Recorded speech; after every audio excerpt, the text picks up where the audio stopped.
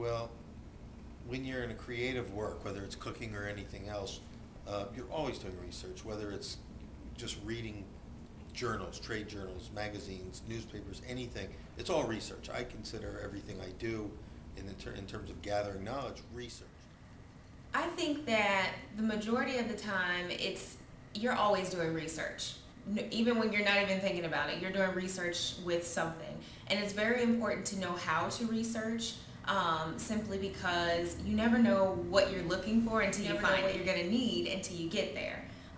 So having all the right tools, having all the right information at your fingertips is definitely important. And knowing how to get that information is always important. The key to all of it, I think, the key to research to me is the principle of correlation. The ability to relate one piece of information to another piece of information. And if you can do that, then the information as it comes in begins to stick and it begins to make sense, and you can build a chain of ideas. And I think that's really the most powerful use of research, is that the ability to correlate ideas to each other. Confidence in my researching skills really impacted my job a lot, because when I was hired for a brand new division, and I really didn't get trained. I kind of got thrown to the wolves, and so they said, okay, well, your area is North and South Carolina, go for it. And so I had to sit down and go, okay, well, where do I start? You know, what kind of places do I go to? Who do I need to talk to? Where do I need to go? So if I would have never known how to do any kind of researching at all, I probably would have been stuck, because I wouldn't have known how to go from point A to point B. So it kind of helped me a lot to know, okay, well, here's some resources that I used when I was in school. You know, here's some databases I can go to. Here's some good websites I can use. You know, valid websites, not valid websites. Good ones. It kind of helped a lot knowing that I kind of had a little bit of training beforehand, because if I'd have never even been trained on technology at all, which it's a new age, so everybody's trained on technology, but if I wouldn't have been, then I'd have been in some big trouble, because like I said, I didn't have training, so it was kind of up to me to do my job and to do it the right way. You build confidence not necessarily just in yourself, but in sources, that you know that a source is going to be a good place to go, and you'll find yourself referring back to it over and over. When you know what you're doing, people go to you for information, and when they go to you for information, you become more valuable. Your job becomes more secure.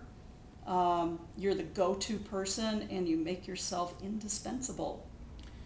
They always say, if you know where to look, you know, you don't always have to know everything. You have to know the person who knows everything. I think the best example of how I use research in work is, I'm actually a food writer, wrote for 2 years with the Charlotte Observer, now currently write for a magazine called SOTAC magazine. Being a food writer, obviously, or any kind of writer for that matter, anything I do has got to be well researched.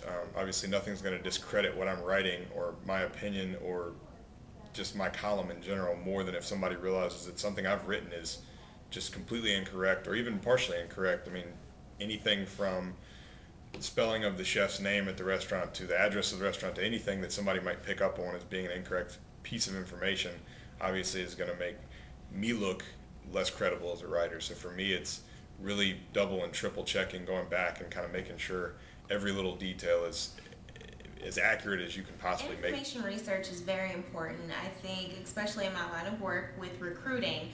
When I go to recruiting events or when I'm planning recruiting events, I definitely have to know who I'm targeting. It's really important to know how to do research, but it's different when you're outside of the classroom. It's all research. I consider everything I do in terms of gathering knowledge research. Some of it is more heavily academic, some of it is more popular So culture. the better you are at this, the better quality information you find, the more valuable you are. Competent, efficient, having high quality information is key.